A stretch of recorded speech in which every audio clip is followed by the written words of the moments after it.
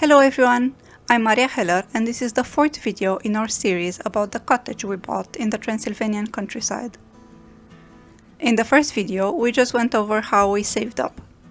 In the second video, we took you along to see all the properties we visited while house hunting. And in the third video, the latest one, we showed you the house we ended up buying and how we started to clear out all the trash. This video is going to be a bit hectic, and that's because when it came to the cottage renovations, we didn't really know where to start and what to do, what to tackle first, and so on. There are many projects we started that ended up nowhere because we changed our plans along the way, and I was pondering if I should even include them or not since they don't have a conclusion, a payoff. I decided to include some of them just because that's how life is. It's not just A to B. Before and after, everything has a payoff and every project you start gets to be completed. Sometimes you get halfway through a project and realize you should have done things differently, or circumstances beyond your control change and you have to adapt and change plans. For example, one of the first things I really wanted to do early on the property was to plant some trees. You can't start early enough, because they take years and years to grow, right? So in the first spring after we bought the house, I planted some trees and filmed myself planting them, thinking I'll have updates and a cute before and after. But sadly, none of these first trees I planted survived. I wasn't there to water them enough, and there were contractors around with an excavator who probably drove over them, so sadly none of them made it. In the beginning, it was hard to work there because the house was a mess and we didn't have anything there, so we couldn't stay overnight. The drive from where we live to the cottage takes 2.5 hours one way, so it's a long way to go just to return the same day. You waste 5 hours driving, not to mention the cost of gas. On our first few visits, we just returned home the same day, and so we didn't get to make much progress at the cottage. The first time I went there, we didn't even have electricity because the fuse box was just too old, so we initially just bought new fuses as a temporary solution, so we could just have some light and be able to boil a kettle of tea or make some instant soup. We knew we'll have to rewire the whole house later, but we still needed electricity in the meanwhile.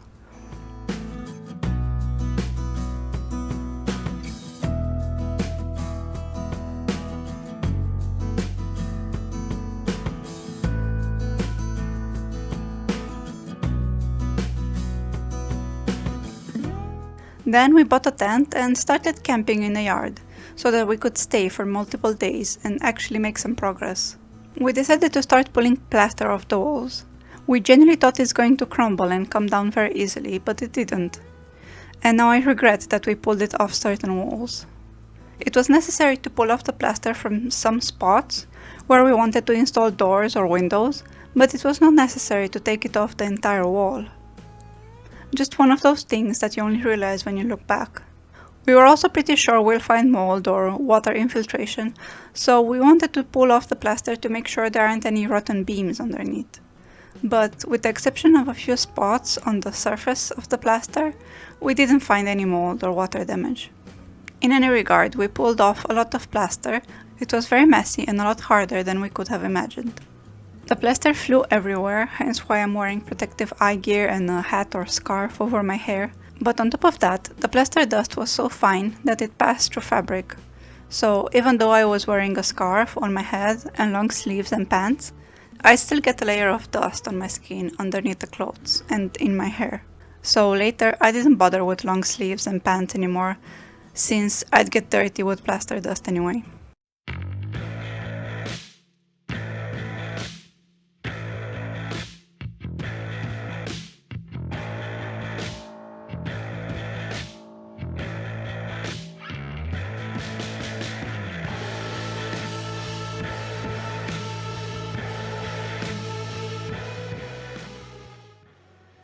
Also, remember that we only had electricity at the house, and we were camping outside, so we couldn't even wash after getting dirty from head to toe in sweat and plaster dust.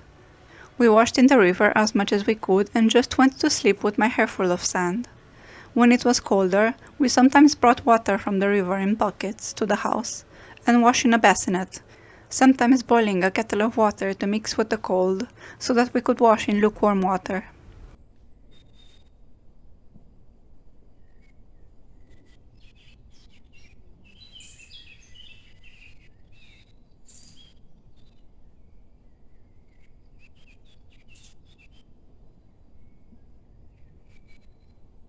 It was such an incredible amount of work, not just to pull off the plaster, but also to take all the rubble out of the house. I was not prepared for the amount of shoveling rubble that I had to do. In those first months working on the cottage, it seems that all I did was demolish and shovel, demolish and shovel.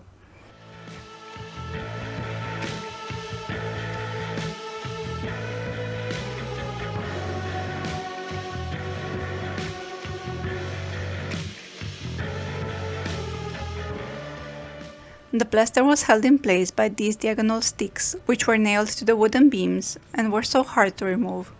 You can see here that I gave up trying to remove these sticks from the entirety of the wall and decided to just make holes in the shape of the windows we wanted to install. Which is what I should have done from the beginning, with the first layer of plaster as well, but yeah.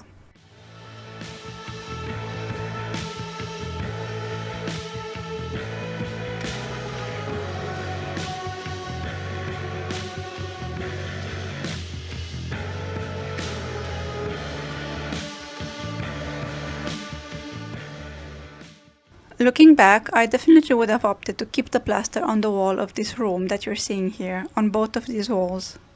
I would have made holes in the plaster, only where we wanted to install windows and doors, and kept the rest.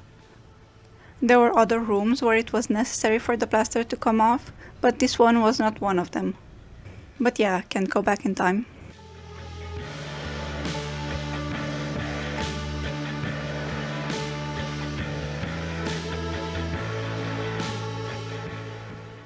Another project we started was to clear away all the vegetation that has overgrown this root cellar structure here. Not because we wanted to use the root cellar, but because we wanted to salvage the stones it was constructed from to use for the foundation of the extensions.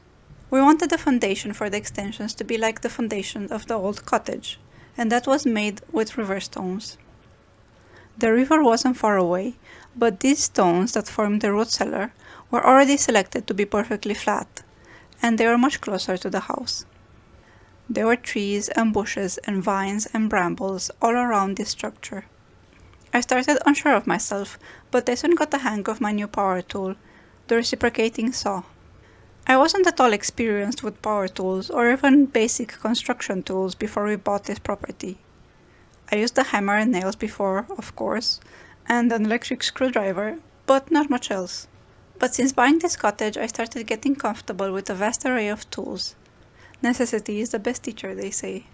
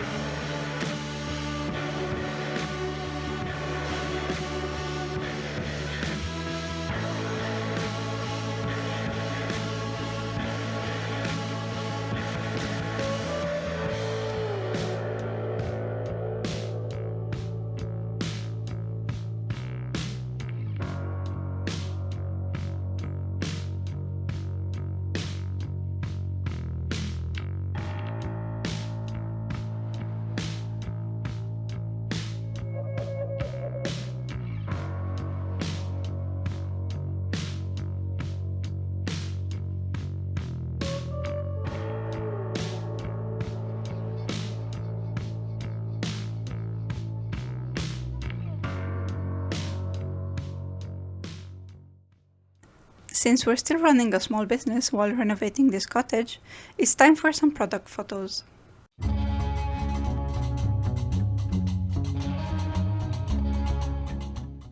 It was a bit surreal to pause the back-breaking, messy work and wash up in the river and do my makeup in the car in order to take these photos of my corsets. It felt a bit silly to put a full face of makeup on while camping, but we make do.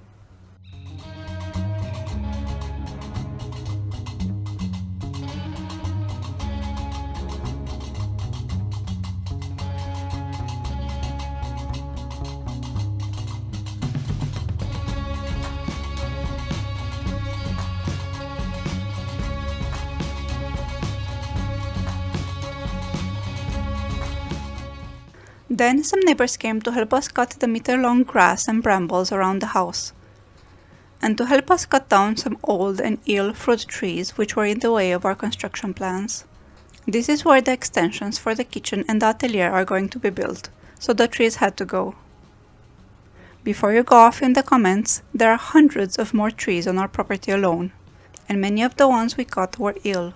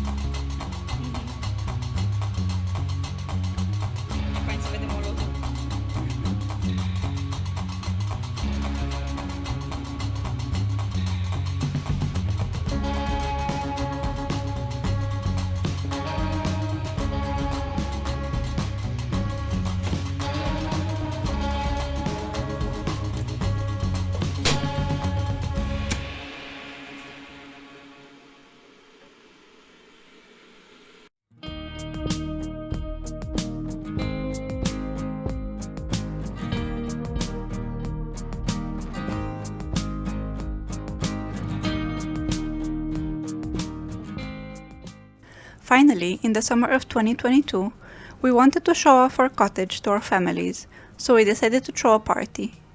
Both Juana and I have our birthdays in the summer, so we decided to set a date somewhere in between our dates and celebrate our birthdays together. We were also both turning 30, so it was a nice opportunity to celebrate this threshold and becoming homeowners as well.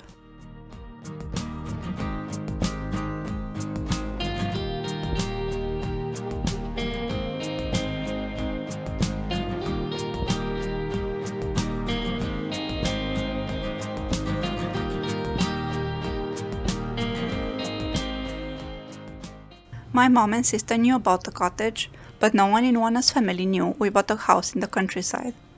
So she invited them camping for her birthday, and it was basically a surprise that the camping site was actually our property. Juana surprised me with a cake she ordered, which had my amulet dress on it, my first and most popular design, which started my business. I made this dress in 2015. It was the second piece of clothing I ever sewed. It was completely hand-sewn because I didn't own a sewing machine or knew how to use one, and I made it just for myself, just for fun. But people on Tumblr liked it a lot, so I made an Etsy shop just to sell it. And then I made other dresses and listed them on Etsy, and that's how our small business started.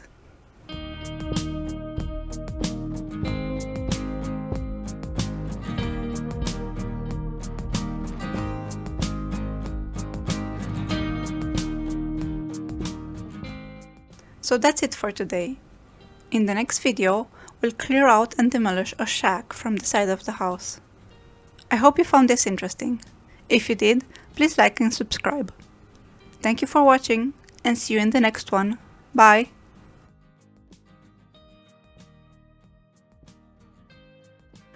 I used a hammer and nails before, of course, and an electric